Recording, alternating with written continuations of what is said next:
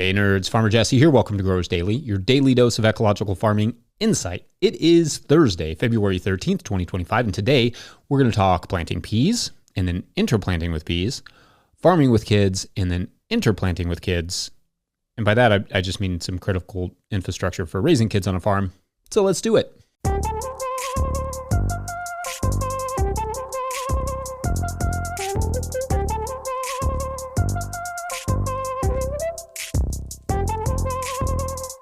All right. Well, good Thursday to you all. Here at the top, I wanted to shout out the episode of the No-Till Market Garden podcast that went up this week with host Mimi Castile interviewing Peter Allen of Mastodon Valley Farm. Peter and his partner are doing all sorts of interesting stuff up there in Wisconsin with rotational grazing and restoration ecology. If that piqued your interest like it did mine, it's worth a listen. Linked it in the show notes for you, so check that out. All right, so we've had a sick kid this week, or actually now a couple, which probably describes a lot of you as well. It's that time of year. And I thought I would take today to talk about raising kids on the farm and how we've kind of chosen to go about it. There is no one right way to do this, and our kids are still relatively young, so I can really only observe what we've done and not necessarily advise. But one thing I noticed a lot as I was doing interviews for the No-Till Market Garden podcast over the years was there were not many children of farmers in my interviews. Most of the farmers I was interviewing, almost all of them, were first-generation farmers, and second-generation farmers I interviewed, by and large, had good experiences on the farm growing up. And it's an important point because a lot of the folks I would meet who grew up on farms but weren't farming often said the same thing. I never thought I would come back to farming. I hated it growing up. And to be clear, some of them stayed away from farming because of that experience and just started small backyard gardens instead because they missed the flavors of homegrown food, but not the farm life. According to the National Institute of Food and Agriculture / the USDA, quote, an estimated 70% of U.S. farmland will change hands in the next 20 years, but many family operations do not have a next generation skilled in or willing to continue farming, end quote. However, you may assume my reaction to all of this is, so what did these farmers do wrong? But that's not it. My reaction is kind of twofold. Kids seemingly don't want to do something later in life that isn't fun and enjoyable when they're young. And two, it's perhaps a bit unfair to expect kids to take over the family farm, to take over our dream, as it were. Let's start with the point one. First, if farming is not enjoyable for them as a kid, why would they want to do it as an adult? We see this a lot in sports, and bear with me, parents turn the sport that their kid plays or that they're good at into a job very early on in their lives so that by the time that they are in their mid to late teens, that kid no longer wants to do it. The majority of children drop out of sports by the time they're 13. It's just not fun anymore. It's work. The same sort of thing happens in farming. Parents sometimes focus on the chores and the hard stuff, and kids get older only to realize that there are less difficult things to do out in the world. Even stuff you can do outside that isn't so difficult and stressful. If they have no sentimental attachment to the job, it's going to be hard to convince them to want to do it later. To the second point, why do we assume kids should want to do what we wanted to do and put that pressure on them? We chose farming. They can choose what they want to do. Too often kids are not treated like the individuals that they are. And if you remember being a kid and then being a teen, you probably remember not enjoying people telling you what to do or what to love or who to hang out with or whatever it was. Kids, small as they are individuals. And as such, in our opinion, should be given the opportunity to choose what they want to do with their lives. So in terms of how both of those things relate to farming and parenting, our aim is to make the farm somewhere that the kids enjoy being and somewhere they see value in. Our hope is not that they will take over the farm one day, but rather that they won't rule farming out or rule out taking over the farm. We want them to know that farming is an option, and we don't want them to run away from it. To do that, we don't force them to do really anything on the farm. Not really. We will at times ask them for their help, and they oblige. They will often come out while I'm working and ask if they can help, and I encourage them and teach them. I want them to have gardening skills, even if they don't grow up to be market gardeners. And one of them loves helping more than the other, and that's fine. Sometimes I hire them to seed things and require them to finish the full job to impart that important element of work ethic, and they do. And notably, the one who doesn't love the farm work as much loves the earning Legos from seeding part a lot. So anyway, different personalities. But we don't force them and we don't make it painful or difficult or stressful. We want them to see the value of work, and we want them to understand when you start a job, you finish it. We just don't want to force them to start and finish the job they hate. We try to make it fun. That's an important word, fun. We want them to associate this place with enjoyment. I loved being outside as a kid. I loved food. I remember in my first year interning, I kept smelling this really familiar smell, and I couldn't quite place it. Then I realized one day what it was. It was the smell of my childhood, of being outdoors, of effectively freedom. I didn't grow up on a farm, but I spent all of my time outdoors in the woods running around playing. But farming made sense for me as an adult for those little nibbles of nostalgia, for how much it reminded me of things I loved growing up.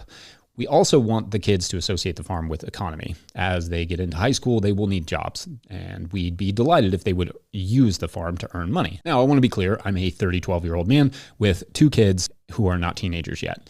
So I'm not judging how others raise their kids, because who knows how my kids will turn out. Just sharing our philosophy based on what we've learned and what I experienced growing up, and what we've kind of gleaned from our mentors that we've had in farming, plus trying to apply that. The crux of it is make it enjoyable, and there is at least a small chance those kids will return to farming. Make it unenjoyable, and there's a likely chance they stay away. Also, like with sports, often the parents forget that these are the best times in your life too, and it's okay to just go out and play with your kid and have fun where you are, not make it a job, but just breathe it all in. Like our youngest kid, he excels at soccer and loves it, but I don't make him do drills. I go and play with him, and we invent games he enjoys that also make him better at the game.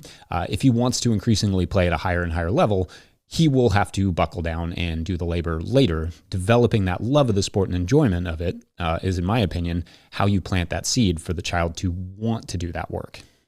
Because one day they may grow up to be high-level athletes or farmers or whatever, but they may not. Either way, you can't get that time back. If nothing else, when it comes to farming, maybe if they enjoy it, but don't go on to take over or start a farm, they'll come back and help you out sometimes, just to hang, which sounds awesome.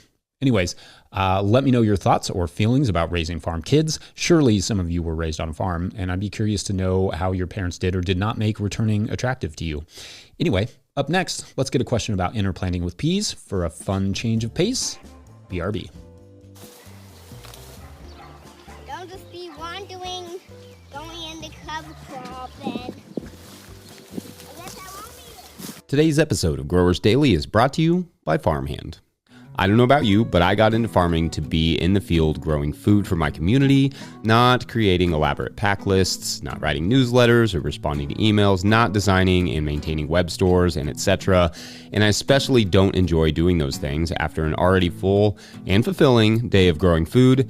Actually, if I spent less time on my phone and behind the computer, that would be great. If only there were a solution for that. Enter Farmhand. Farmhand is the only all-in-one virtual assistant built by and for farmers. With one single platform, Farmhand enables you to offload your administrative tasks, send and manage communications, and sell more to your customers. Farmhand saves growers an average of 6 hours of administrative load each week. That's 6 hours so you can get back into the field, spend more time with friends or family, or have a life outside of the farm, which is actually a thing. Think about it. What would you do with an extra 6 hours a week? Sign up for a free trial with the link in the show notes, because now is the best time to dial in those systems for the next growing season. Follow the Farmhand link in the show notes to learn more. All right, back to the show. If you, the listener, are enjoying this content, getting even a small amount of value from it, consider supporting our work over at patreon.com/no-till-growers. Does the show bring you $2 worth of value every month? $5? Consider chipping in. I try to get to questions from everywhere that questions come in, but I will always get to your Patreon questions. Now, today's Patreon question comes from Patreon member Alexandra Powell, who writes, quote, "Hi, Jesse. Thanks for the amazing show. I'm wondering if you've had any experience planting other crops alongside a pea crop. I'm planning to grow several rows of peas for the first time this year with 1 row per 30-inch bed. I'd like to fit some radish, beet, and lettuce crops along the side as there seems to be enough space. Have you ever tried this, and did you have any success? Thanks," end quote. Okay, so this is a fun question, and certainly a timely one, as peas can go in the ground like pretty much any time here in Kentucky. I haven't grown peas in a while because we just don't have a great market for them, and they're not the most profitable thing, even if they are incredibly delicious. That said, interplanting can help bring up the value of those beds, especially if you're just doing one row on a 30-inch bed. There's a lot of wasted space there. So I'm all for it. First, here's how I typically would grow peas to start, and then I can talk about the interplanting element. For both shelling and snap peas, both of which are delicious, it's the same process for me. A day or two before planting, I soak the peas overnight at room temperature in a compost extract just to get those good microbes in there, but also to prime the seed for planting. I then dump the compost extract out and let it drain. I then fill the container a couple times a day over the next day or so just to keep the seeds moist. After the second day, you may see germs, and you definitely want to go ahead and plant at that point. If using a legume inoculant, coat the seeds before you sow them. Just kind of rub that legume inoculant all over them. On a small scale, dig a roughly 2-inch deep by 3-inch wide pea furrow down the middle of the bed and try to dump the seeds at roughly 2 inches apart in a thick band down the middle of the furrow. It does not have to be exact. Or you can also use the jumbo pea plate for the soaked peas, and I'm talking about on the earthway seeder, to be more efficient. I like getting them that soaking jumpstart just in case an advantageous creature, like a mole or a vole or whatever, finds the furrow and goes bananas on the free food. Better to give the peas a chance. Sorry, that was not intentional, but yes, better to give the peas a chance to outrun the damage. Anyway, all that to say, it is at that point that you can interplant some stuff like lettuce, radishes, as you mentioned, beets, or spinach. I would suggest transplanting most of those things, except for the radishes, which are super fast, but transplanting most of them because the peas will grow faster in the cold weather and rapidly take over the bed. So you kind of want to have those things already started and then transplant them, again, except for the radishes.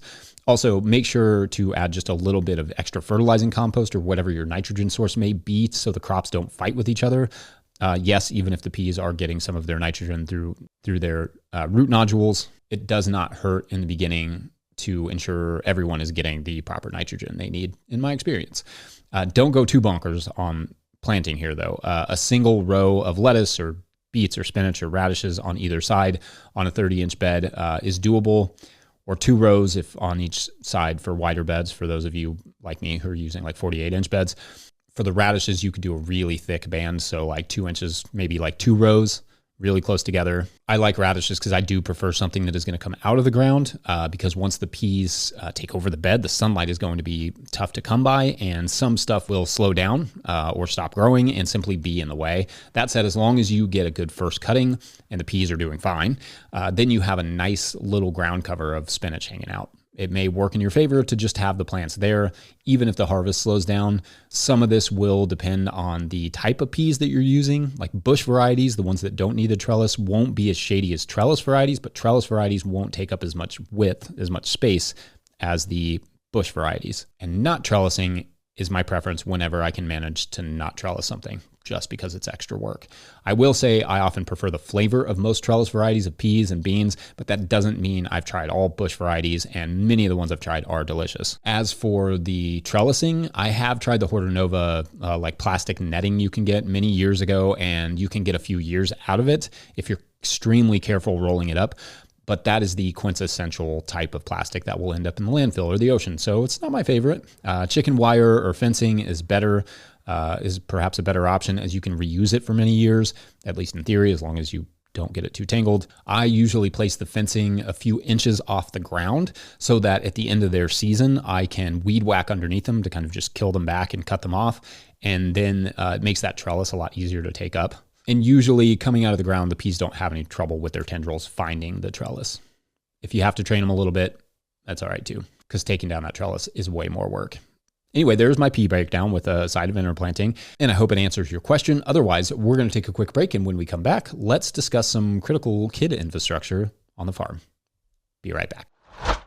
Today's episode of Growers Daily is brought to you by GrowSmart. Curious if your soil will be ready for planting this spring? GrowSmart can help you find out with their at-home soil tests. They'll ship it right to your door. Just send it back with your prepaid shipping and you'll have your lab results in just 2 business days.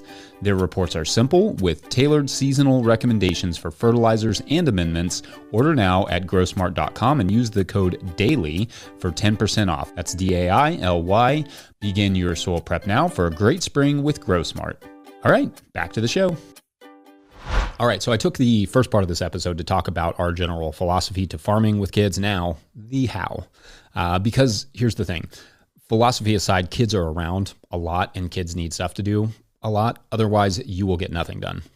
So here are some tips and tricks we've learned over the years that make a difference or have been helpful to us. Now, without question, every kid is different. So I can only share what has worked for us, and I can't promise it will work for you. Let's start with babies and toddlers. Babies and toddlers are babies and toddlers. There is not much that can be done to occupy them for any amount of time. At certain times of the year or at certain times of the day, you can wear them in a carrier, but as soon as it gets hot, you obviously got to stop for both of you. Oftentimes, this takes one parent out of the picture for large stretches of times. I mean, really like whole years. People ask us often how to do this job with young kids, and there's just no easy way to answer it. You just kind of have to figure it out and expect it to be hard. Help is a big help. Help could mean family or possibly a friend or someone else with kids who is willing to let the children play while you work in exchange for veggies or flowers or beef or whatever. Then maybe you take turns watching the kids and let them work for a little while. Everybody benefits from a little bit of a break. We left a farm we loved because it was too far from family and we needed help. So shouts to the kids' awesome grandparents. So people are an important factor. Our kids as toddlers love stuff they could push around.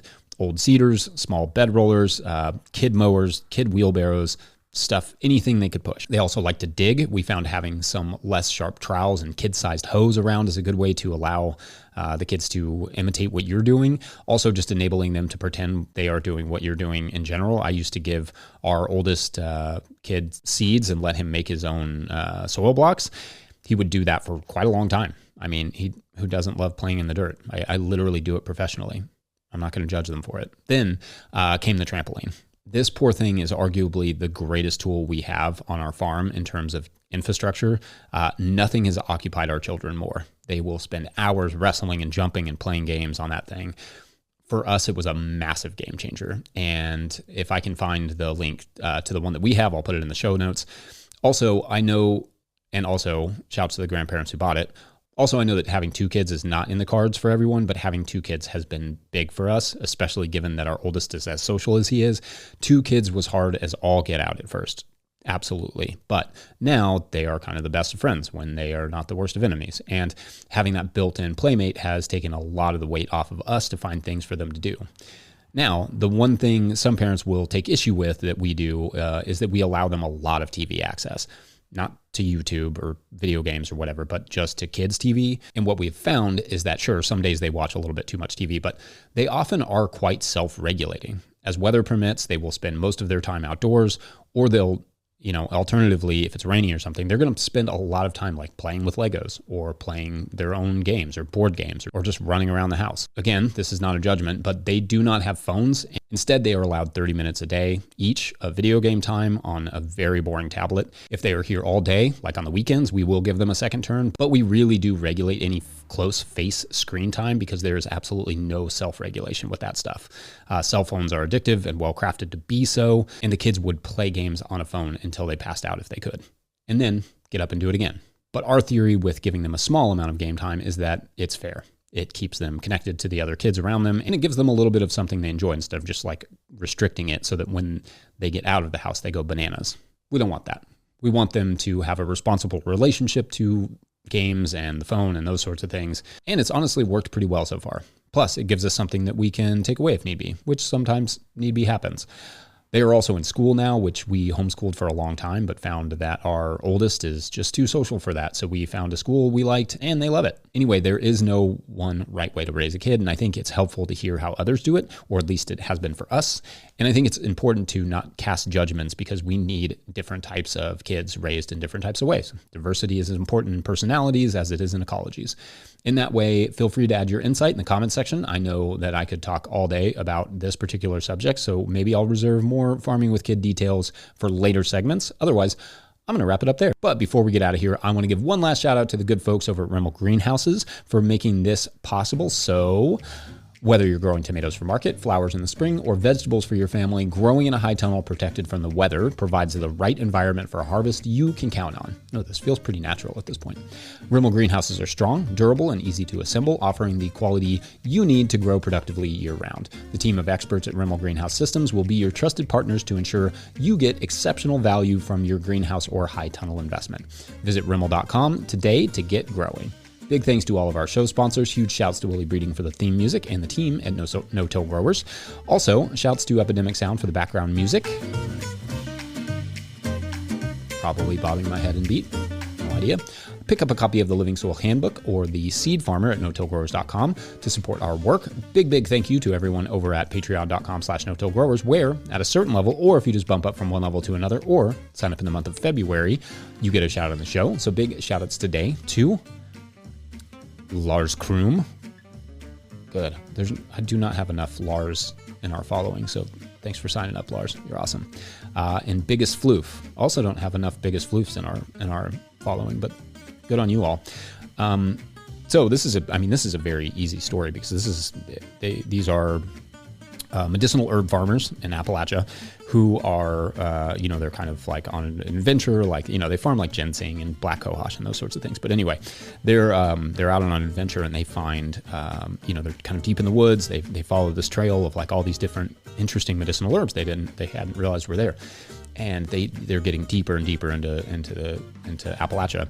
And they discover this village that had gone undiscovered for potentially hundreds of years. People were working there, like working in the old styles, and they were completely unaware of any sort of societal changes. So, and their language is English, but it's like a very different dialect of English. And so anyway, they start communicating and talking to this village, and they learn a lot of interesting things. And in fact, maybe my favorite detail is that they think the airplanes are birds that are carried by giant fairies, which I think is worth investigating. Yeah. Anyway, thanks for watching and or listening. We will see you on tomorrow. Probably not the right preposition there, but on tomorrow. All right. Bye.